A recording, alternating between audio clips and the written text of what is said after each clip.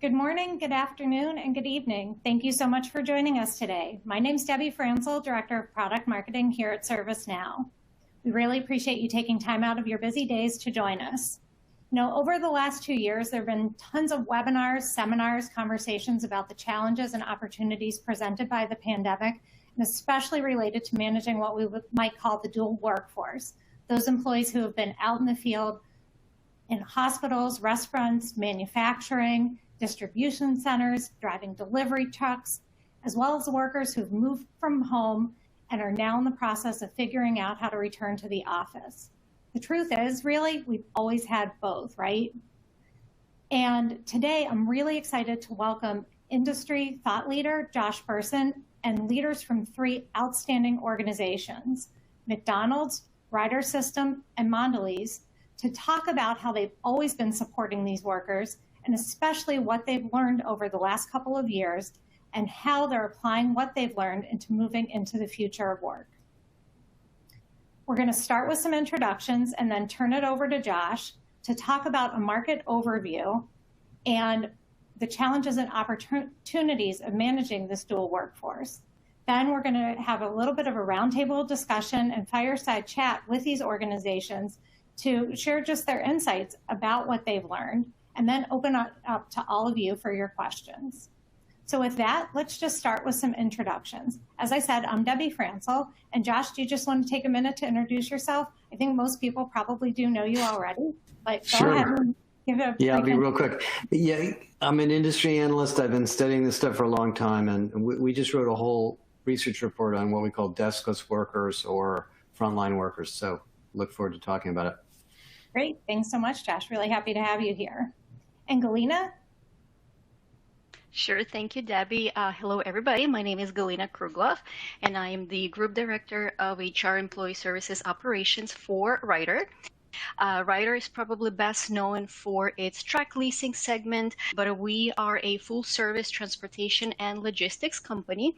Ryder usually operates behind the scenes, managing things like critical fleet, supply chain, and transportation solutions for our customers. We have over 50,000 customers now, and our main business is definitely in US and Canada, but we also have some representation internationally. Currently, we're at about 40,000 employees. Of course, our front and center employees are our drivers, our warehouse employees, our diesel mechanics. So definitely not the population that spends a lot of time or any time really in front of the computer or at the desk. So our ITSM solution of ServiceNow has been live since 2018, but in July 2020, we went live with our HRSD case and knowledge management system.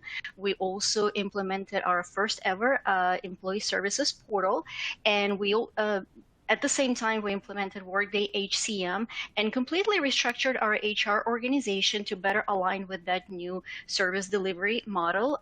Currently, we're starting to shift to the EC Pro format of our employee portal, which we're incredibly excited about. And another thing, of course, would be the native app, which I believe will be another game changer for our always on the go and remote population. So Galina, you just haven't really been doing very much the last couple of years? No, we were just sitting here. Well, we're really excited to hear from you. Thanks for joining, Galina. And Mike, we'll turn it over to you. So McDonald's, what do you do at McDonald's? Yeah, I put some pictures behind me for a hint if anyone needs it. But obviously, I lead HR operations for McDonald's. My team directly services our 65,000 U.S. and Canadian restaurant teams, as well as our corporate staff. At the same time, I do have global responsibilities related to how do we bring a more standardized experience enabled by technology to our markets across the world. As we say at McDonald's, I'm someone who has ketchup in my veins, fell in love with the brand as a kid when I worked back in the restaurants when I was in high school. Eventually made my way back about 18 years ago, where I've had the opportunity to work in various functions, geographies across the business, and really learned what it's like to be an employee at McDonald's in various places. So the last 5 years, been leading HR operations, where we've been on just a continuous journey, to become better as the world and our employee needs and wants have shifted. And really our fundamental focus has been on, how do we show our employees that we care, whether you're a group person in a restaurant or a corporate staff employee. We've been a customer of ServiceNow since late 2020, and I'll share a bit more later during the roundtable about just our ServiceNow and HR tech journey. Great. Thanks for joining us today, Mike. And last but not least, Volker, I think Mondelez is one of those organizations that people might not recognize your name outright, but everybody probably has your products in their home. So tell us a little bit about you and about Mondelez. Thanks, Debbie. That's absolutely the case, indeed. Whenever I say for whom I'm working, I get just blank faces. But then I start with our products, right? Everyone knows Oreos. I mean, that's a big global brand. It's just one of the brands that we are having. We also have Cadbury, Milka chocolate, Belvita, Halls, Philadelphia cheese, Toblerone, Tang, Trident, and many more. I think by now you know where to find us, where to find our brands. And whenever I finish the story, everyone knows, that's Mondelez. And they check, on the back of the package, Mondelez, now I know you. So we are a global company, global snacking company with more than 80,000 employees in 82 countries. And we sell our products actually in more than 160 countries. So we are very global, very diverse workforce. And looking at the dual workforce, we are very much balanced, almost 50-50 between sales and production employees on the one side, and then the desk-based employees. So we need to serve both at the same time and make sure everything that we do works for them. We're also much balanced between the developing and developed countries, which also brings another complexity with it, which is very interesting to look after. I'm in that organization now for the last 5 years, and I'm accountable for all of the HR technology that we are driving globally, as well as the strategy, design, and implementation of the different experiences that we deliver through this and with this technology. I'll talk a bit more about this and our HR tech stack and how we use ServiceNow later on today. Great, and special thanks to you, Volker. I know you're on vacation, so we all really appreciate you joining us today. So with that, thank you all for the... Thanks so much, Volker. And with that, and thanks so much for those introductions, we're going to turn it over to Josh to talk a little bit about what he's seeing in the market today, and then we'll circle back for some roundtable conversation. So with that, we'll turn it over to you, Josh. Great, thank you. Well, this is a big topic. We can call it the dual workforce. We can call it the deskless workforce. We can call it the frontline workforce. It goes by many names. But as I'll show you in a minute, this is 70 to 80% of the people working around the world. So it's really the bigger audience than the ones we think about. And it is a critical audience because, as I'll show you in a minute, this is the workforce that is in the most demand, under the most stress, and going through the most change. We are obviously in an incredible economic boom. Everybody's been reading about the inflation that's been going on. The job market is very overheated. It's very hard to hire people into these roles. Many of these roles are hourly paid. They tend to be lower wage roles. And the interesting thing about the employee experience data from these kinds of workers is their actual needs are very different from what executives think. There was a study that came out from the Harvard folks last week, and I'll be happy to post it if you guys would like to read it, that shows that senior executives have this perception that people in this workforce are interested in tuition reimbursement and career growth and some of these high levels. Actually, what they want is they want a shorter commute. They want a little more money. They want to feel that they have some opportunity to get promoted. And this is a very, very large percentage and growing of the workforce. In fact, if you look at what's going on in the job market, which we do a lot, this is the fastest growing segment of the workforce too. These are the people that are carrying the load in a sense for our back to work lives as we come out of the pandemic, whether we're traveling, buying things, eating things, consuming, and they feel most disconnected because they are at the other end, essentially, of the company from the executives. Now, I know you guys, the companies that are on the line here are very well-run companies, so they're very good at this. But the average, if you look at nursing, if you look at healthcare, for example, many healthcare companies have 60, 70% turnover rates. Some of the distribution companies have rates like that, manufacturers, because these people have not been taken care of. And most of our tech investments have gone into white-collar workers because they were designed by software engineers and product managers who know white-collar lives. So what we did is we did a lot of research on this, and a couple of things we found I'll just share with you. First of all, these people are more disconnected than the average white-collar worker that you interact with in your company as an HR person. Second of all, they get a lot less press. Roughly 6 times more attention is paid to the white-collar workers than the blue-collar workers or the hourly workers in the press, which is sort of astounding to me. And certainly you guys on this phone call are not like that, but I mean, this is just a general problem. The information about employee experience in this population is very misleading. When we did our employee experience study, we looked at Glassdoor, best place to work, great place to work, best place to work, LinkedIn, best place to work, and a few other lists. They're all different. They all have different companies, which is sort of bizarre. And the reason is this is a very complicated problem.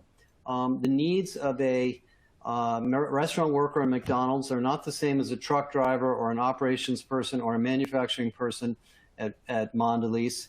And so we have to take this is a design problem that's a little bit trickier in some sense than the white-collar software engineer salesperson design problem. So what we did, just to give you a brief overview, is we looked at a whole bunch of things at work, and we interviewed we had a survey of more than 1,000 companies and had them prioritize their levels of maturity in all these different things. There were about 80 of them, actually, including tech.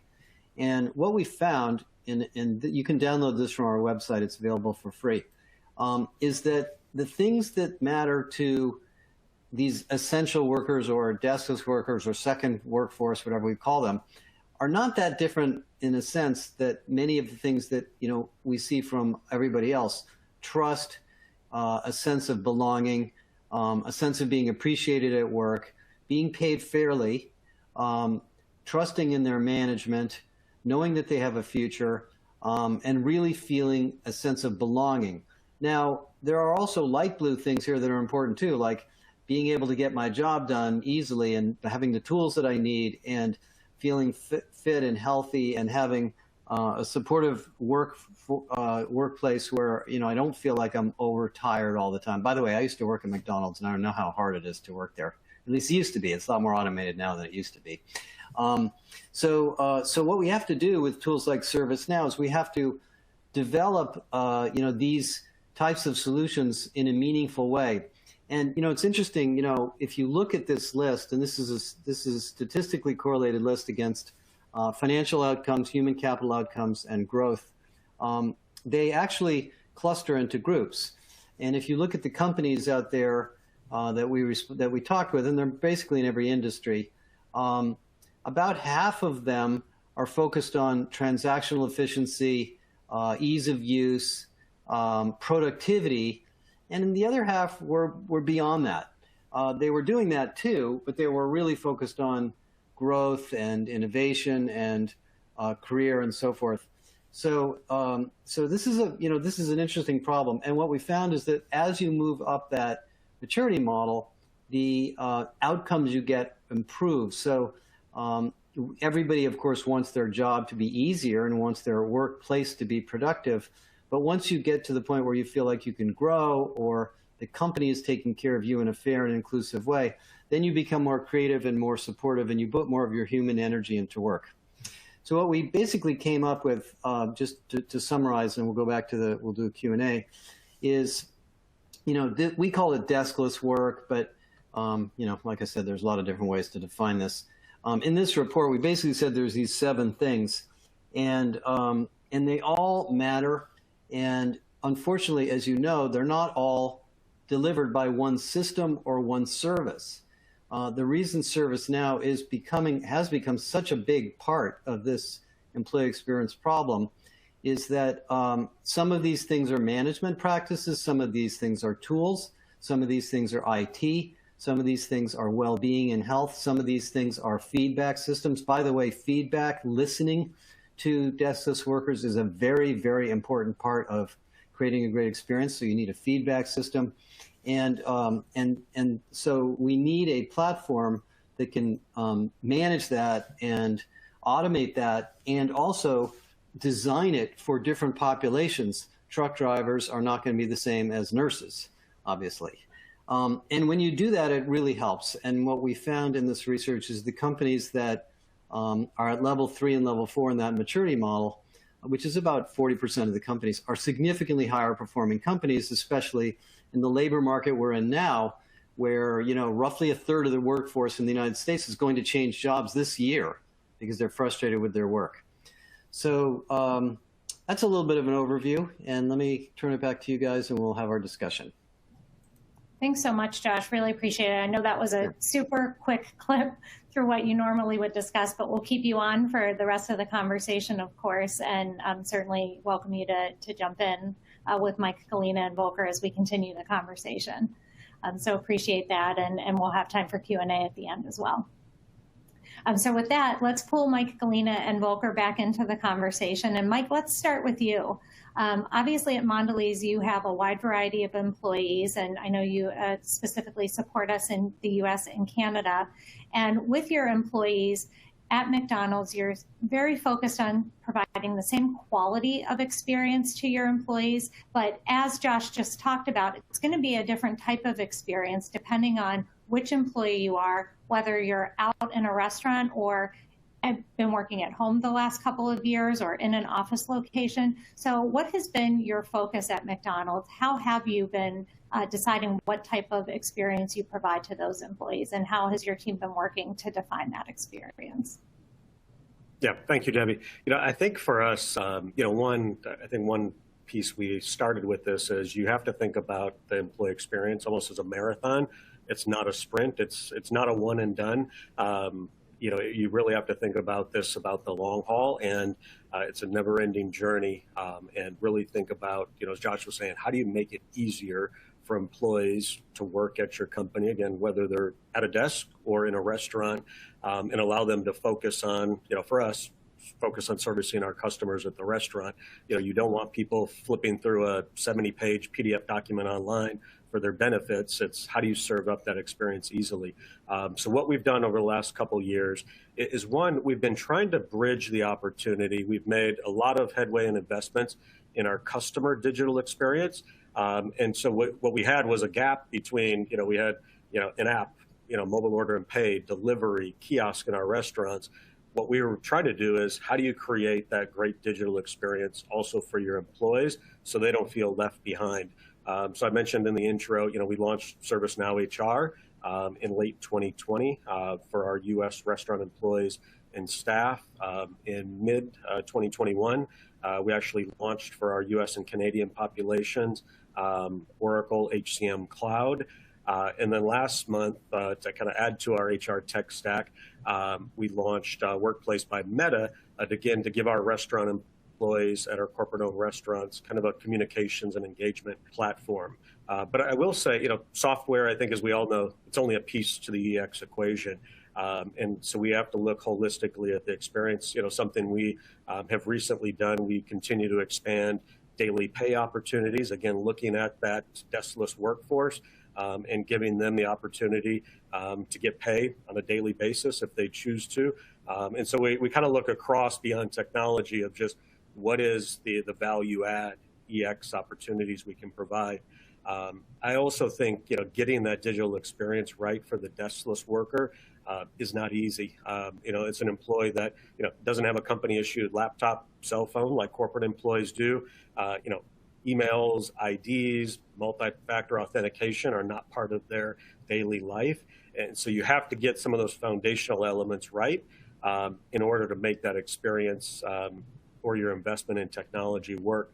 And so I'll just kind of close it with saying, again, it's really going back to thinking about it as the marathon. And, my team is focused on, again, getting up every single day and saying, how do we make our services kind of simpler, easier, more useful for our employees, again, especially at the restaurant level, given that's the broadest base of our population.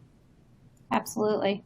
Really helpful perspective, Mike, and really good lead in to pull Galina into the conversation as she, while her employees are in a different role, Galina would love to pull you in because I know your focus at Ryder the last couple of years has been very similar in terms of connecting to your employees who also don't have ready access, email addresses, et cetera. So can you talk a little bit about how you've stayed connected to your employees, especially for those who are quite literally on the road in warehouses? And then, of course, you have had employees who used to be in an office, have been at home, now are maybe moving back into that office space.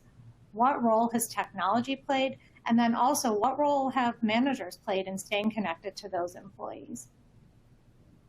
Sure. So I truly think we cannot undermine the impact of technology here. From ServiceNow tools like HR, IT case and knowledge management systems, the portal, as well as tools like Workday or Microsoft Teams. Like all these great systems and services sort of became like a very integral part of our daily lives at Ryder, and help our managers juggle that population, right? Going from remote worker to your field worker to somebody who is literally constantly on the go. And I think Ryder, several years ago, and I definitely do believe that pandemic might have accelerated that shift, but I also want to recognize that already several years before the pandemic, Ryder recognized the importance of relying more and more on technology. So not only we invested and worked on developing some amazing one-of-a-kind technology in support of our core business that is used more, both internally and externally by our customers, but Ryder also chose to make this enormous, financial and resource investment in implementation of tools like ServiceNow and Workday, which truly kind of complement each other in the most amazing way. And I think implementing either of this system would make a pretty great impact. But for example, what ServiceNow platform does for us is really helping us achieve that engagement layer, to further drive that instant connection with our workforce. So for many years, we kind of heard those, infinite complaints about managers and employees not knowing how to find the information, who is the right person to ask the question. And so they became kind of like overly reliant on their local HR person. And instead, the field HR became too ingrained and drowning in that day-to-day minutia, which not allow them to concentrate on the big picture items like your engagement, motivation, diversity, inclusion. And so it became sort of like that vicious circle, if you will. And with that shift to where employees and managers got access to the, what I call sometimes virtual HR, we in HR, we definitely were able to bucket some of the HR initiatives much better, centralize and automate some of the, especially those back office HR functions, and that allowed us to provide better services to employees and organization overall. And I think there is still definitely a level of resistance, which is totally natural with the changes of that magnitude. And we truly, take time to educate our employees and our managers on the benefits that technology is bringing them, be it through the individual conversation, be it through some larger engagements. And we're really are trying to emphasize, how the portal, for example, makes their lives easier. The whole concept of being able to reach out to HR at any time of the day, because let's be honest, most of our population does not work 9 to 5. And it has been super helpful. And, we promoted that concept of direct access pre-go live, and it's still very much, a front and center within our communication, that you don't have to rely on your HR representative. You no longer have to rely on your manager to get the information, to solve your issue, to get in contact with somebody. And some of our managers definitely became our great champions. They truly embraced the change in technology. And what do we do, we try to kind of use their use cases to showcase us a little bit with other population that may not be, fully on yet. And so that peer exchange and knowledge transfer also became very important, not only for us to kind of demonstrate the success of the implementation, but also to show the long-term sustainability of this new model.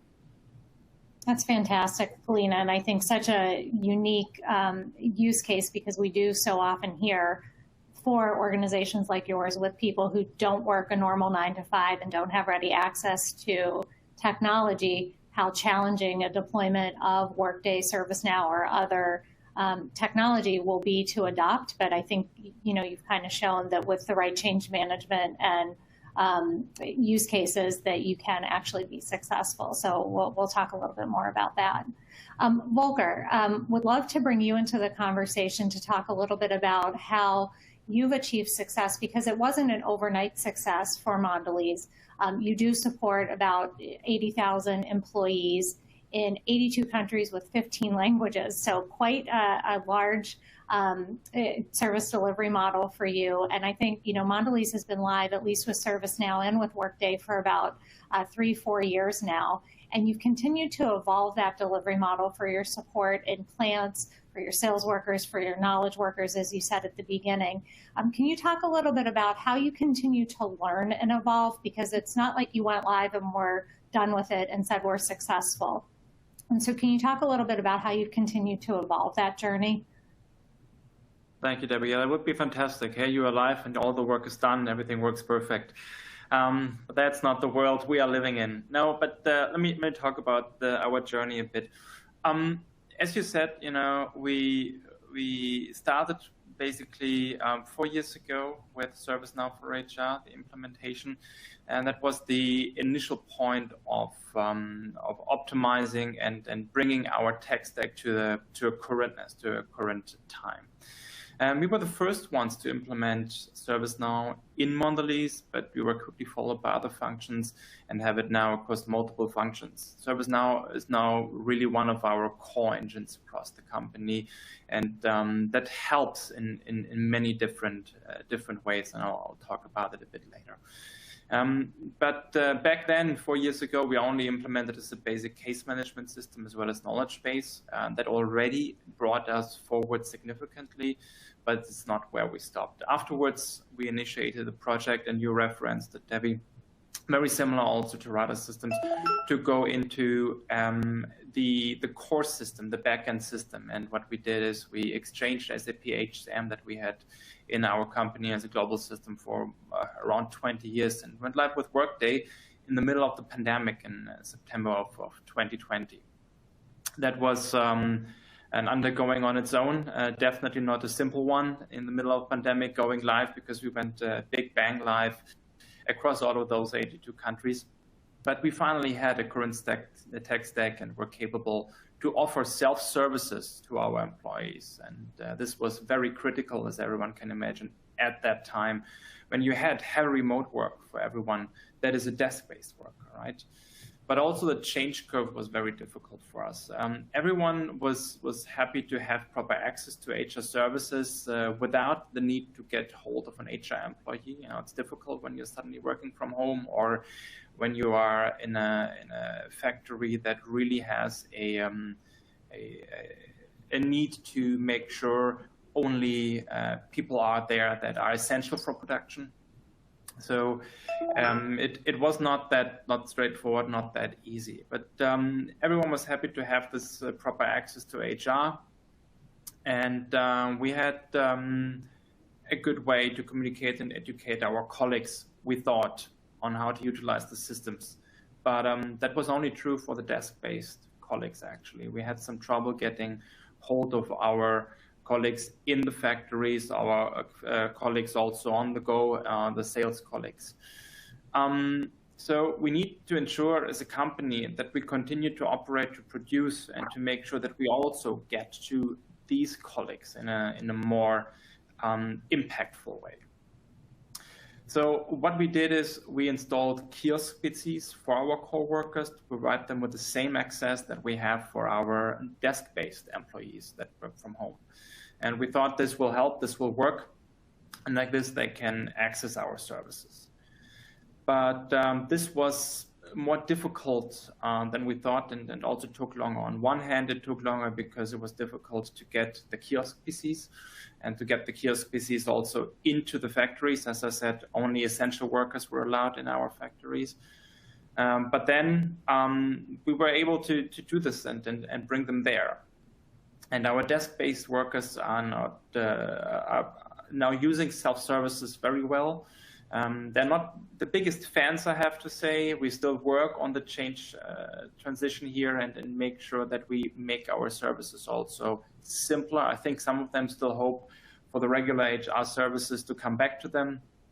But there we will be able to bring the self-services. But our core workers, our frontline workers, we have learned they have very different needs. And we didn't really take those needs into consideration at the beginning. They have different levels of computer literacy. They have different levels of access during shifts, outside shifts. They have different needs of, coming or leaving on time to take buses, etc.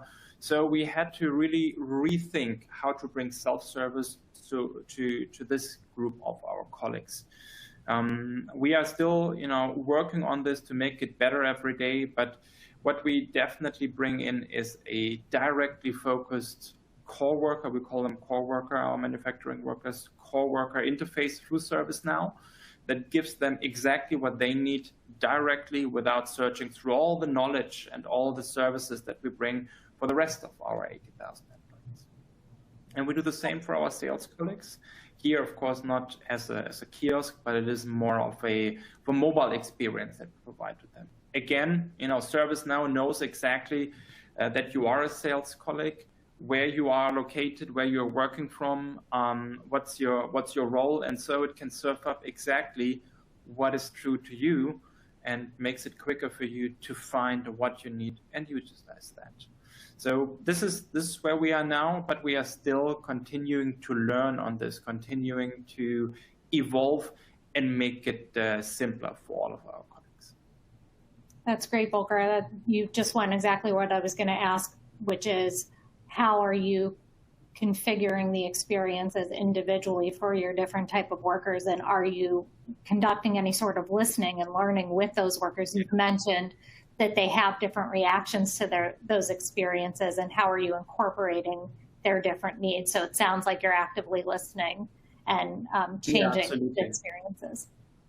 No, absolutely. We do basically two very simple things. We are doing active listening. We try to be as close to those colleagues as possible through surveys, but also to listening to our HR colleagues that work day by day with these specific colleagues in the factories and on the sales journey.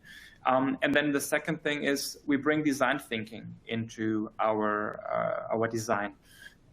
We bring the colleagues themselves into the process and try to understand best what is it that you need on a daily basis and what is it that you don't need. Right? We go down to around an 80-20 approach. 80% that you need, you get, and we'll serve it up to you as best as possible and as simple as possible that you can access this. And the other 20%, for those, we make it simple and easy for you to just call in, so that we can help you with this question as well. Perfect. And what a great transition back to you, Mike. I've known you for a lot of years now, and I've always known you to be one of the most humble and empathetic people that I know, which you always say is so critical in developing an employee experience vision. Can you talk a little bit about how you at McDonald's have made sure that you infuse being humble into that employee experience vision and into design thinking? Yeah, no, great question, Debbie. I think for us, it's always, and this is something I try to instill with my team, is we always have to think about how do we walk in the shoes of our employees? Again, we're all corporate employees in an office, but it's how do you understand that restaurant employee and just, as Josh talked about, the daily, the commute times into the restaurant, the struggles that they might have outside of work. And I have the most respect for our restaurant crew, our managers. I would say anyone in the hospitality and service industry. And why? It's because I was there. I was in the restaurants as a 16-year-old kid. When I was 18, was handed the keys to the restaurant. It was the closing manager, and would wake back up and go to high school. And so at a young age, I think I was always taught kind of the importance of how hard it is to work in that service industry, and it's something that's carried through with me over the years. But also, I would say it's even more important in this role today in HR operations. And something we've done across my team, actually just a few weeks ago, I hired and we created a new role on my team. We brought in someone with deep kind of design thinking expertise who can really help us, kind of live that empathy and humbleness in all of our services, and really being, when we don't have a crew person or manager in the room, as we're looking at how do we improve our services, having someone who can really help us think from a design thinking perspective of, what are their needs and wants and desires. I think the other thing that, I've done personally and try to get my team exposed to is, how do we actually talk to our franchisees? How do we talk to our managers and crew people? There is nothing that can replace kind of that one-on-one interaction.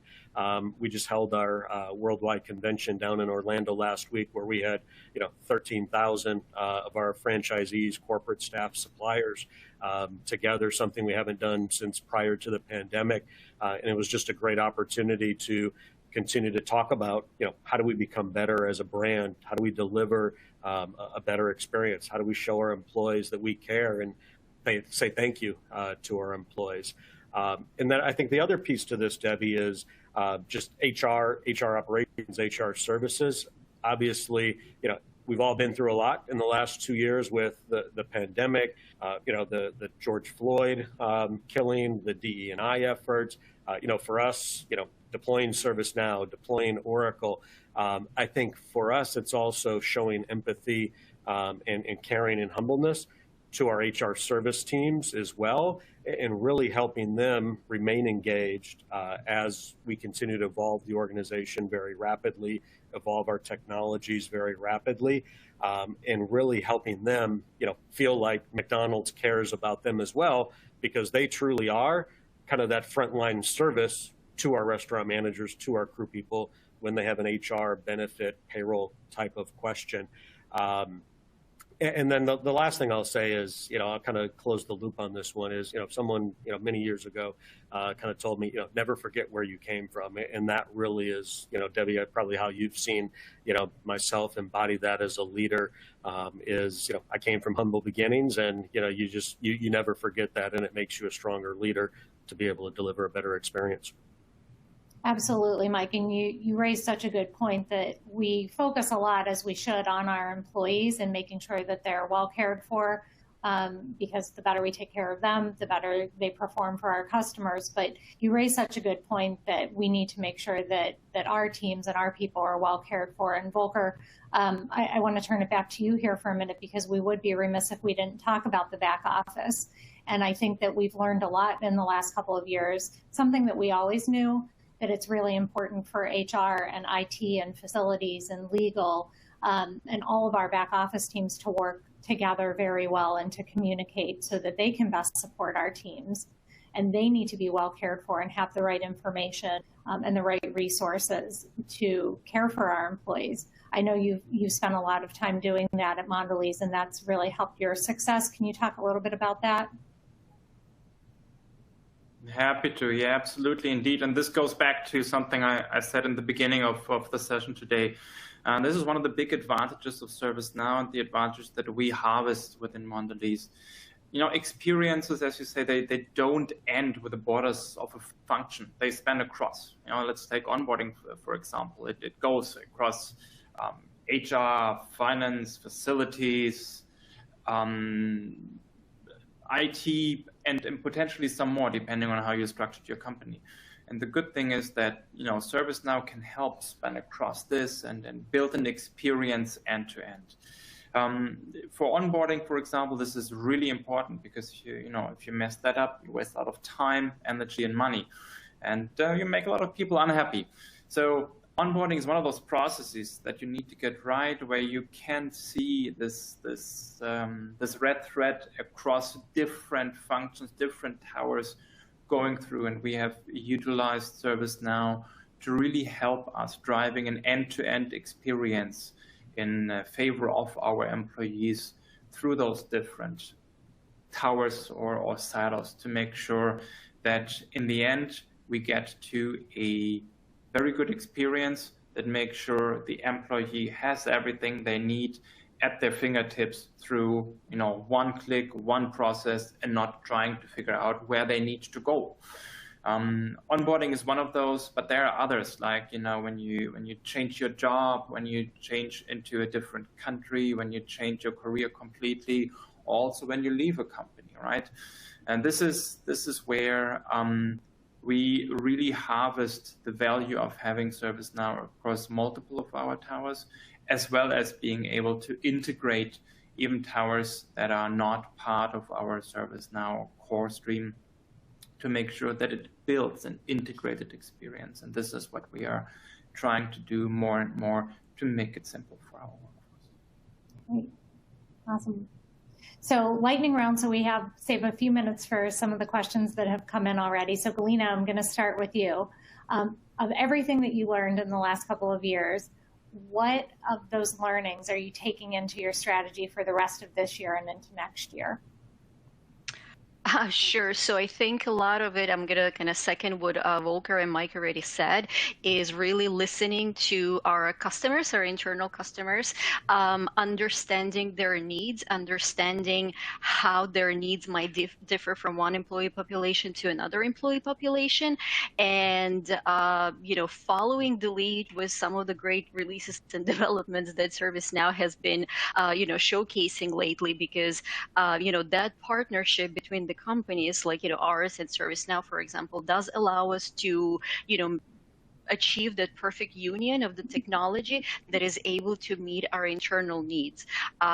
So we are trying to be up to date with the releases, utilize all the functionality while catering, customizing it to our employee needs and their experiences. So more and more, now that we are stabilizing after our initial implementation, more and more now we're concentrating on the experience versus the service. So the service might look very different, and we in corporate world may see it slightly different, but then by the time we roll out a product, we truly try to shift that focus on what experience the field employee will have versus what we believe would be the best process, for example.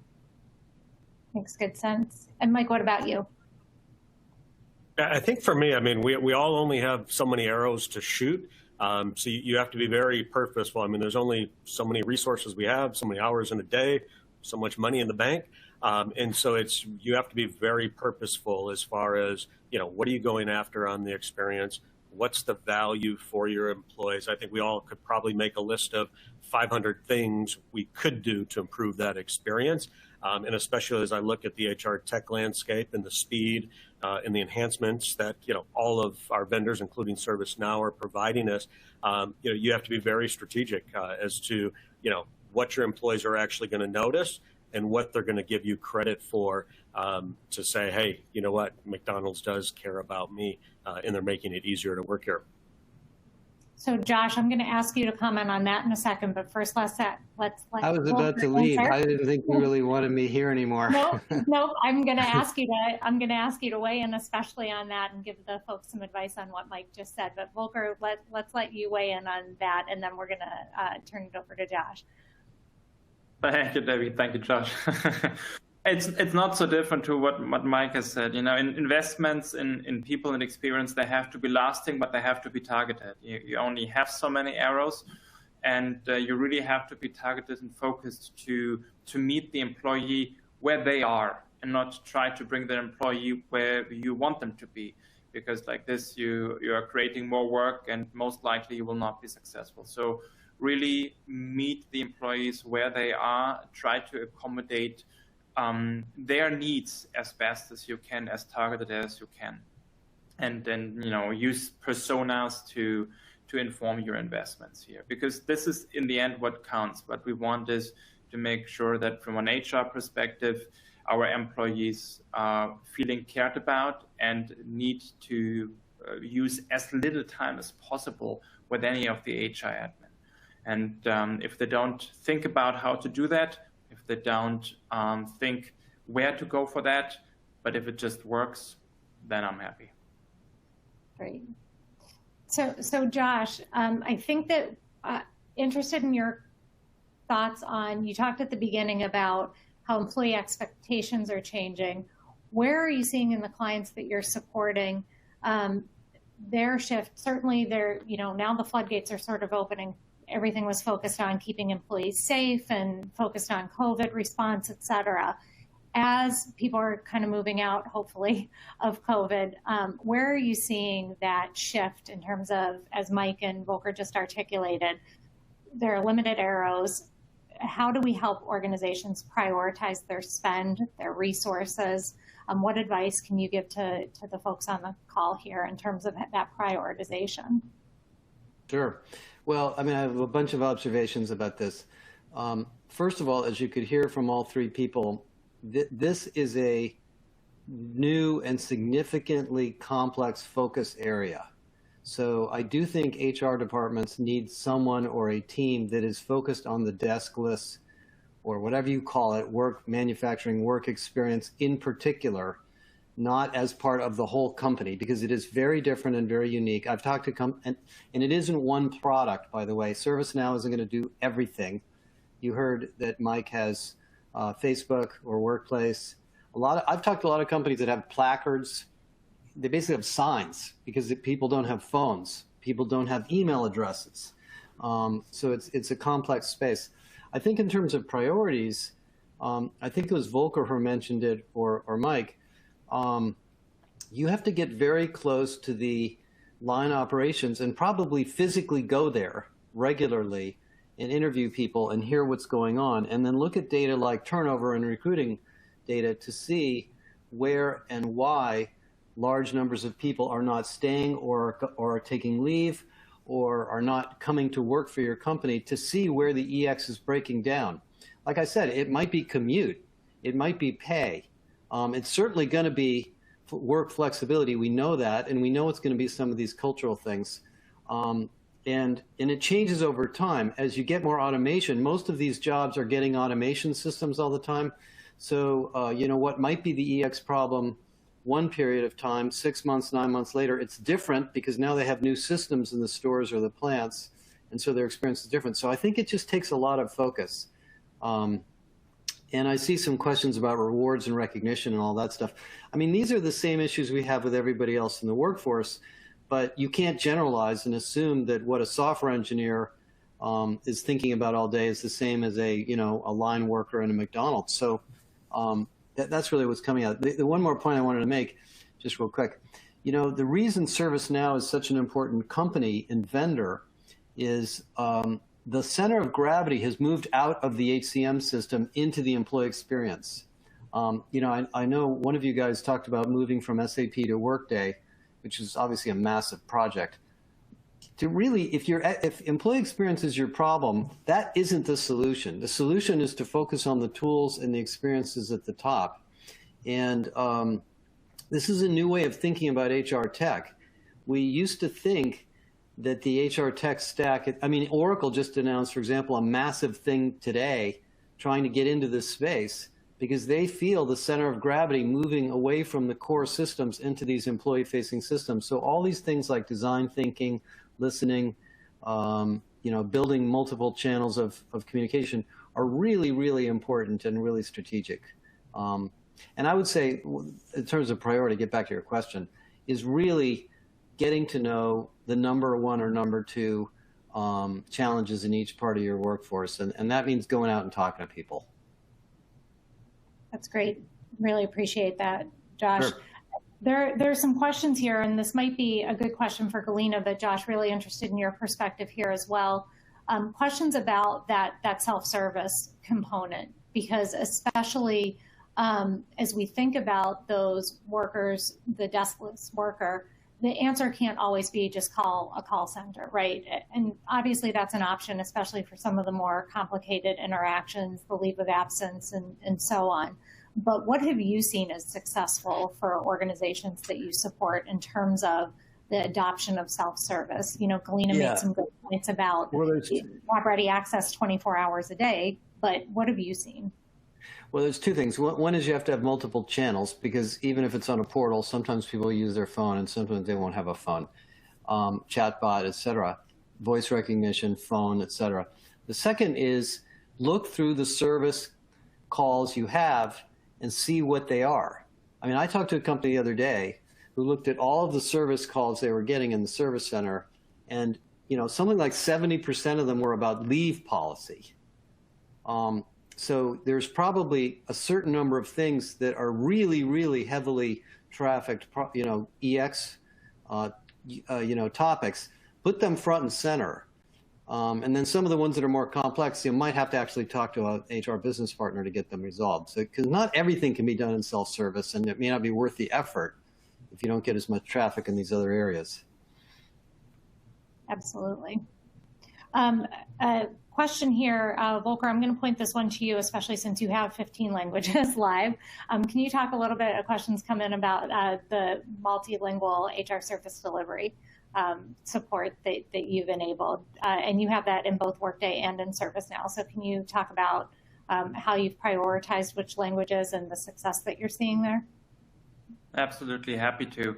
Yeah, this is a very difficult question, right? Because with 15 languages, it is a complexity, but you will not get all of the 60 countries with it. So what we basically did is we tried to focus on 80% of our workforce and try to mirror then in our systems and in our knowledge base all of those languages. So it is a combination of the 80% and what out-of-the-box languages are available in ServiceNow and Workday and the other systems that we are using. For the remaining 20%, it is for us very simple. Those remaining 20% are very small countries where we have not many employees, between 10 to 100.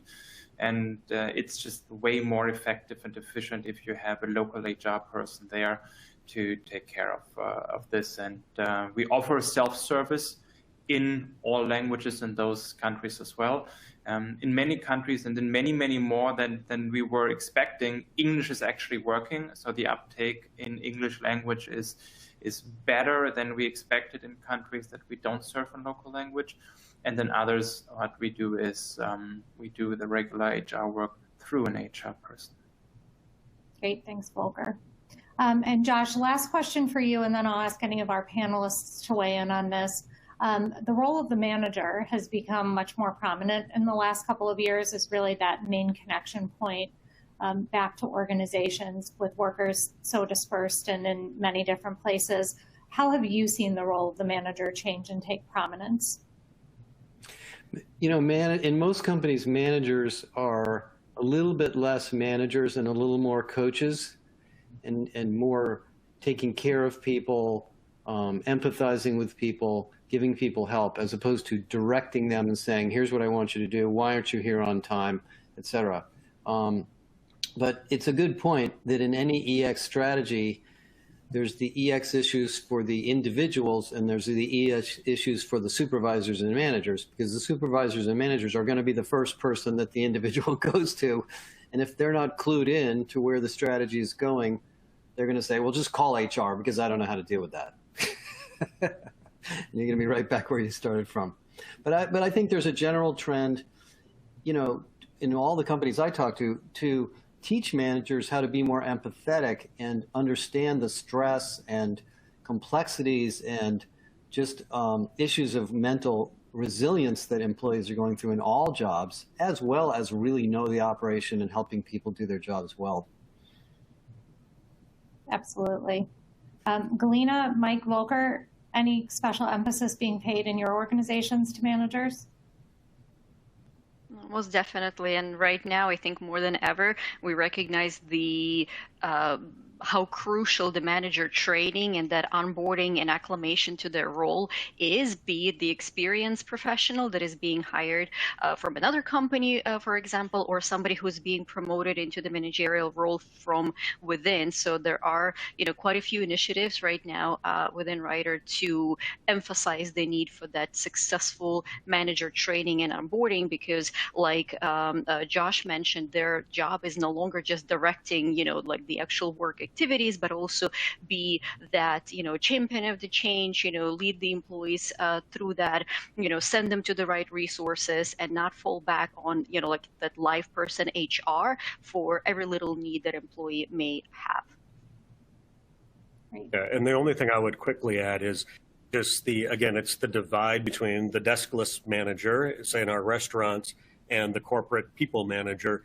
Is a lot of times we rely and we push a lot of things to our restaurant managers to be that voice of communication to our crew people. And that's where, again, we have to get better at how do you simplify, and you just can't say, get that information from your restaurant manager. And so we've been doing a lot of work. Again, how do you leverage something like ServiceNow to be that starting point for your HR questions versus going to the restaurant manager? So again, thank you all so much for joining us today. We really appreciate it, and we hope to see you again sometime soon.